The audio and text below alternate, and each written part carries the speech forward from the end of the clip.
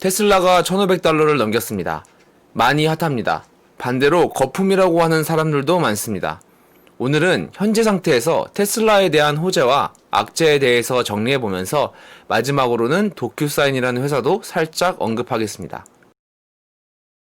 이번 연도의 부의 격차는 아마 테슬라에 투자한 사람과 그렇지 못한 사람으로 나뉠 것 같습니다.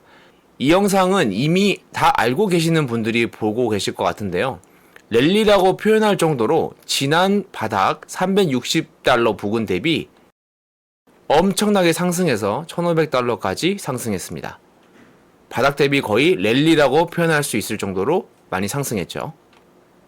제가 말하고자 하는 호재는요, 중국의 배터리 공장을 세운다거나 미국의 공장을 세우거나 독일의 공장을 세운다거나 일론 머스크가 중국에서 언급한 레벨 5 자율주행에 가까워졌다거나 혹은 이번 분기도 흑자를 예상한다 라는 이런 여러분들이 다 알고 있는 호재가 아닙니다.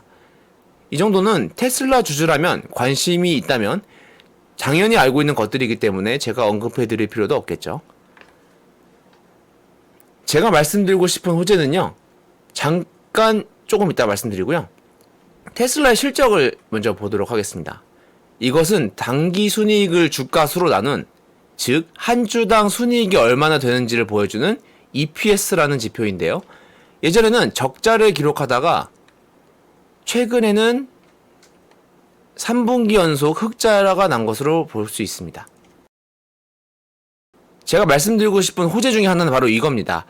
4분기 연속, 그러니까 4번 정도 연속 흑자가 나면요, S&P 500 지수, 스탠다드 앤 푸어스라는 데에서 선정하는 500개의 우량한 대기업 지수인 S&P 500 지수에 편입될 수 있습니다.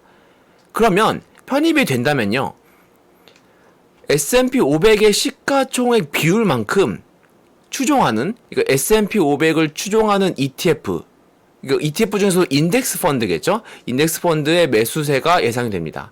왜냐하면 ETF는 S&P 500을 추종을 해야 되는데 S&P 500에는 이미 테슬라가 일정 비율로 들어가게 되겠죠? 그러면 당연히 그 비율만큼 그 펀드에서는 매수해야 한다는 것입니다. 그래서 이번 7월 기점으로 연속 4분기를 흑자를 달성할 수 있는지에 대한 여부가 굉장히 사람들이 관심을 많이 가지고 있고, 흑자를 달성하는 순간 S&P 500으로 편입될 확률이 굉장히 높아지기 때문에 사람들은 호재가 아니냐라고 예상하고 있습니다. 조금만 다시 설명을 드려볼게요.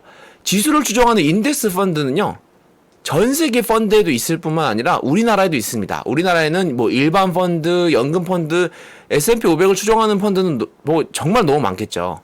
대표적으로는 SPY가 있을 것 같습니다. SPY 뭐 제가 꼭 언급할 필요 없이 정말 유명한 S&P 500을 추종하는 그런 ETF 중에 하나입니다. 뭐 우리나라에도 뭐 여러 가지 자산운용과 증권사에서 판매하는 상품이 있겠지만 이런 S&P 500을 추종하는 상품들도 많이 있겠죠. 이 외에도 VO나 뭐 IVV나 여러 가지 이제 S&P 500을 추종하는 것들은 많이 있습니다. 테슬라의 실적 발표는요, 7월 22일로 예상되고 있습니다. 실적이 안 좋다고 하더라도 긍정적으로 보시는 분은 그때 이후로 주가 하락이 조금 있다 하더라도 하나의 매수 포인트, 매수 시점으로 보실 수도 있겠네요.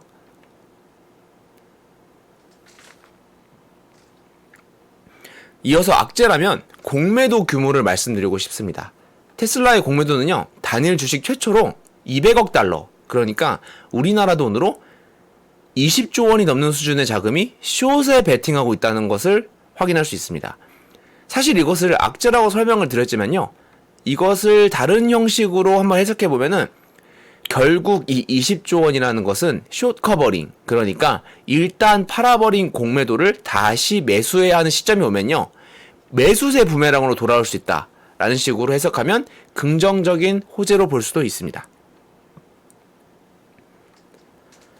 지수에 대해서 방금 말씀드렸잖아요. 한 가지 조금 더 추가적으로 회사를 좀 언급드리자면요, 바로 도큐사인이라는 회사입니다. 전자계약과 서류관리를 도와주는 회사인데요, 도큐사인도 마찬가지입니다.